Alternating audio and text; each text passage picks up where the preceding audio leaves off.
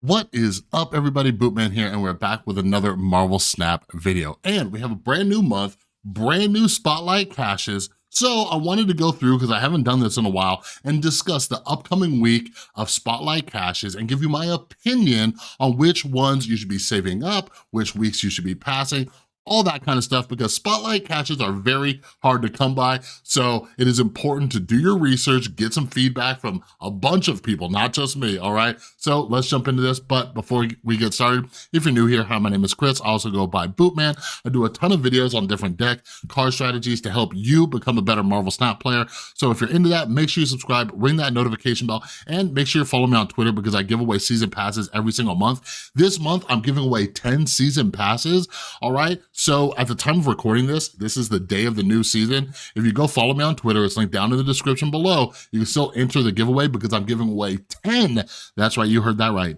10 season passes this season. So after this video, run over, go follow me on Twitter and enter the giveaway. All right, so let's jump into this thing. So if you're wondering where to find this, two websites. This one that I'm using is snap.fan. You can go right here, click on schedule, or you can go to Marvel Snap Zone. They have a whole schedule thing, but I just checked Marvel Snap Zone and they don't have the same, they don't have as much information. They don't have the data mines for the last like 2 or 3 weeks.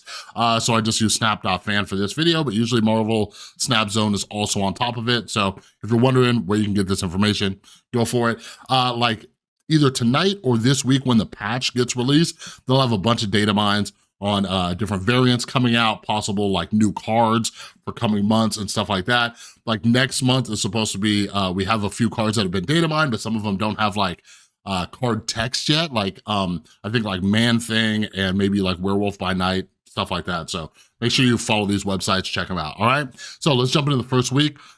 First week, we got Jeff, Ghost Spider, and Null, okay? And then there's also the variant option. So first off, let me get this out of the way. I love Venomized Gwen. I love it. I'm actually reading the King in Black storyline in the Marvel Comics right now. I love it so much. And I love the different designs for Venomized Gwen. I just bought a 1,200 gold variant, and then I saw this one was coming out in the Spotlight caches. I'm like, argh! So I don't know, I might spend some on her. So anyways, let's get down to the cards. Jeff, Null, and Ghost Spider. So Jeff, listen, get Jeff. I swear to God, I swear on all that is holy, that if you do not spend your caches on Jeff, and then you dare ask, what can I replace with Jeff in this deck? Like, I will lose it. I will rain hellfire down upon you. Use your caches. I don't care about any of the other cards coming out this month. Get Jeff. Get Jeff, if for nothing else, to save like 90% of the community a headache from you asking, what can you replace Jeff with? I've gone on rants about this before. Jeff is very replaceable, but he's also one of the best cards in the game. It's like one of those things, all right? So get Jeff. Get Jeff. He's better than every other card coming out this month. Just get Jeff. Just do it. Just do it. Save us all some time, all right? Cool. So then next up is Ghost Spider. She recently got buffed to a 1-drop, and I think she's very, very usable. I don't know, like, if she's like the only card you're missing or something like that, I'd probably save the cash, but I do like her as a card. I would probably put her like B or C tier if you're into like move style decks, but like there's a move bounce deck that I really want to start playing and trying out and experimenting. I mentioned this in one of my recent videos, the one on the Spider-Man deck. I think 2099 is a very good card, and it's even better with Ghost Spider now that she's a 1-drop. So like if you're into move decks, if you want to enable like Spider-Man 2099, or just do some silly things, like Paper had a deck that I interviewed him about that was really good, just moving stuff around. Like she's a decent enough 1-drop. And just keep that in mind. So like for all of these, I don't think we talk about enough that when there's one card that you want, but you happen to get another card that you didn't want, but you still needed, like you should go research and see how playable they are. So like, if you want videos like, hey, I was going for Jeff, but I got Ghost Spider as well, or something like that, like just let me know and I'll try to make some videos on it, because that's what I was trying to do with one of my last videos. It didn't get too many views. But anyways, if you get cards and you don't know what to do with them, let me know on Twitter, Discord, something like that, all right? No, if you play, if you like Destroy decks or Galactus, yes, get this card. You have to have this card. Get him, get him, get him. He's only becoming better over time. Second Dinner loves the Destroy archetype. That's another thing we don't talk about enough. Second Dinner loves this archetype more than anything in the world. If you don't believe me, check out the amount of locations that benefit Destroy, all right? Check out the amount of new cards that synergize with Destroy. There's just like too many. There's too many at this point. But also, another card I'm gonna be going over is good with Galactus. So if you need Null, if you wanna play some Galactus, like you shouldn't even be playing Galactus if you don't have Null. Funny story, the only Series 5 card I ever got from a reserve before they switched to the new system was Galactus. I immediately bought Null. I was like, okay, 6,000 tokens, here you go. Like those two, peanut butter and jelly, they go together, baby. All right, so yeah, that's kind of my breakdown of this week for different styles you might like to play and all that, all right? All right, so next up we have the week of, the second week of this season. So, Snowguard, Hitmonkey, and Alioth. So, Snowguard is basically unplayable right now. Like, there are some cute decks where she was going in there. Like, any cards that, I've changed my opinion a lot, especially just after seeing how powerful Legion is. Any card that has the ability to change locations is useful. It's useful, but like Snowguard just being a 1-2 and the way her mechanics work are not good. At the time of recording this, I would say absolutely not. Absolutely not. Like, you don't want this card. But there was a Q&A recently where Glenn kind of hinted at, Glenn, another developer, hinted at Snowguard getting a rework. Now, is the rework gonna make her playable? I have no idea. But hopefully we have more news by the time this Spotlight Cash week rolls around. I would guess that they are going to do something because like, it'd be really weird to put one of the worst cards in the game, if not the worst card in the game, in a Spotlight Cash if they didn't plan on changing her. So just keep an eye on that, all right? But don't go for this card. Hitmonkey, oh man, what did they do to you? Why did they do you so dirty, Hitmonkey? They recently nerfed Hitmonkey to a 3-2. He was, what was he, a 2-0 or something like that? Hitmonkey, like, I just haven't been able to find a good deck with him. If you like Sarah control decks, he fits in there. But yeah, like, I'm not a major fan of this Dan Hip one. I got my favorite variant. I was waiting months for this, the variant of Hitmonkey. It kind of looks like from the cartoon. Great show, by the way. Go watch Hitmonkey on Hulu. Fantastic show. And I think they confirmed season 2, but we just don't know the release date. But anyways, this was such a great card, but he's very mid right now. He went from being like just amazing to like mid, all right? Now, Alioth. If you play Galactus, get this card. If you play Galactus, get this card. Say it with me. If you play Galactus, get this card. I hate that I'm like telling people this who haven't thought about this already, but I think most people are. If you play Galactus, it's an automatic win if you have Alioth. Alioth destroys every card at the location played that turn, even if they are not flipped over yet, all right? Which means if you're playing Galactus, you're automatically gonna have priority, so you're gonna blow up the opponent's cards before they even flip over, all right? So it's not like it's gonna wait for the turn to resolve, so if the person played armor or something like that. So like, if you manage to get Galactus off on turn 5, it's an automatic win. It is an automatic win with Alioth. Like, I'm gonna get this card, but I feel like it is a very cheesy, annoying card that I think Galactus players, you know, that certain personality type, there are cool Galactus players, but they're very few and far between. But I'm gonna just be running a ton of Cosmo and yeah, and going from there, just to completely block Galactus. All right, so the next week, Ravonna, Renslayer, Zabu, and Jean Grey. If you don't have Zabu for some godforsaken reason, like, get this card. Get it. You have to have this card. You have to have Zabu, all right? I don't know what else to say. You have to have Zabu. Even though the next card we're gonna talk about might change that. Ah, man, I wish they flipped these weeks so we could see how bad Zabu is after this next card. When we talk about it, you'll see what I mean. But yeah, Zabu, there are so many great forecasts in the game. If you can get them down to 3, like even after the nerf, Zabu is great. Now, Ravonna, Renslayer. This is another card that's gonna be terrible for the card that we're about to talk about next too.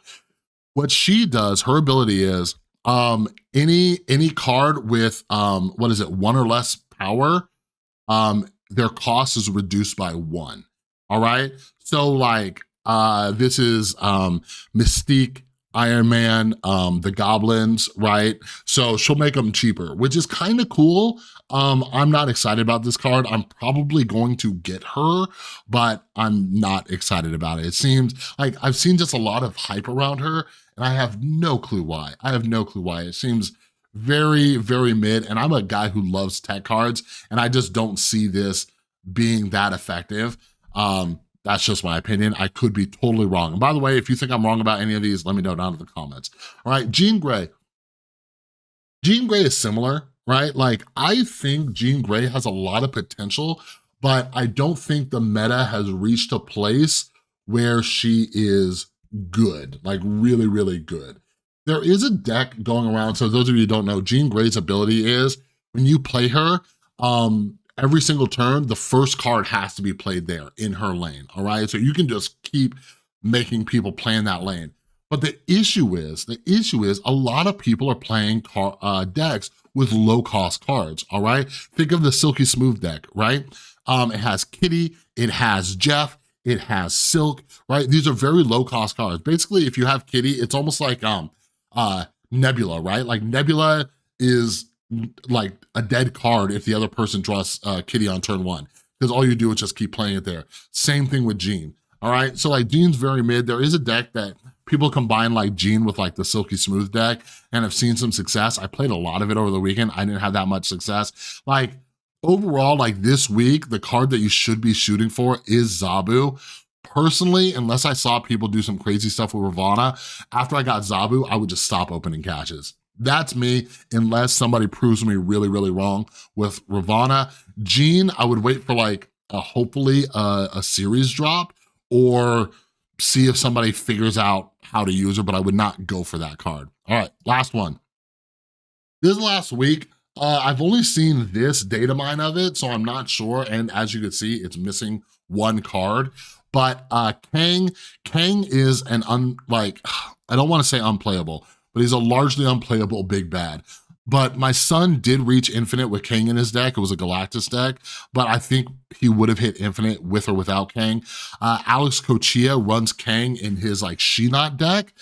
I think he could do very well without Kang in that deck too, you know what I mean? Kang just isn't great. I really, really, really, really like this variant though. I love DJs, and Kang as a DJ is great, but I think I'm gonna stick with the Kang variant that I have. But anyways, here is the best card of the month, I believe. This might be the best card of the year. It's not often that there are cards that just like completely shift and shape the meta, and Mobius is going to do that. Like, it's gonna be nuts. Like, Mobius is, no, Zabu came out this year, right? So like, Mobius is like Zabu level, Silver Surfer level type card. Like, maybe, I wouldn't say Thanos. Thanos is in this whole world, but this, like, you probably didn't even need my opinion on it. This card, everybody's gonna get, and it's going to be something that changes the game, and I'm glad people are gonna see how valuable tech cards can be. But Mobius, for those of you who are don't know what this card does, the cost of your cards cannot be increased. So if they get hit by a icebox location, by an ice man, your cards cannot be increased. If the opponent waves, your cards cannot be increased. But also, your opponent's costs cannot be decreased.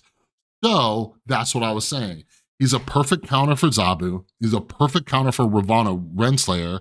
So like, that's why I'm saying, like, I wish these 2 weeks were switched, because you might think Ravonna is great, but the very next week, she's like trash. You know what I mean? So that's where it gets a little funky. So with this, Glenn did explain how Mobius works with Wave, which is like controversial for some reason, but it makes sense. So a month or 2 ago, they updated Wave. They made, they patched Wave. So Wave was just like the authority on everything. She superseded everything because people were playing Death Wave and you would like destroy like 2 cards or whatever, and people would play like Wave, Death, and then I'm sure they would play Death, She-Hulk, and Arrow like all in one turn, and your opponent can only play 1 card. But now everything's 4 costs, that's it. So the way Mobius works with Wave is all of your cards that are underneath 4 costs, their cost does not get raised. All of your cards above 4 costs, they get lowered down to 4, all right? So that's how it's gonna work. So say I am playing Death in my deck, she'll get lowered down to 4. So if I wave on turn 5, my Death will get lowered down to 4. I don't know if they answered like if you've already destroyed stuff too, if she can go below that, but I believe if you have discounted Death already down below 4, she won't raise up. But that means my Death will get reduced to 4, and then I could play a 1 or a 2 drop or 2 1-drops or whatever. So like think about that, like if you're running like Wave, Death, and Deadpool, right? I could Wave and then I could Death and Deadpool, you know? So Mobius is gonna be crazy. He's going to completely disrupt so many other decks. And like, I just don't know what, this is gonna be insane. This is gonna be insane. It's also going to be nuts with like Loki coming out because Loki gets cards from your opponent's starting deck and reduce their cost. So like this card is gonna be absolutely nuts. It sucks that it's at the end of the month. I wish it was like the first card so we can kind of get a feel for it before these other cards come out, but definitely open. If you get Kang, oh well, go for Mobius. Go for Mobius, all right? But anyways, that's all the weeks. Let me know your thoughts down in the comments below, okay? But yeah, if you like the video, give it a thumbs up. If you're new, subscribe, ring that notification bell, and don't forget to check my Twitter. I have a giveaway going on right now. I'm giving away 10 season passes, so follow me at BootmanMSTZ, and yeah, go check it out, go enter. You gotta be subscribed, you gotta be following me, all right? That's all I got for this video. Have an amazing rest of your day. I'll see you in the next one.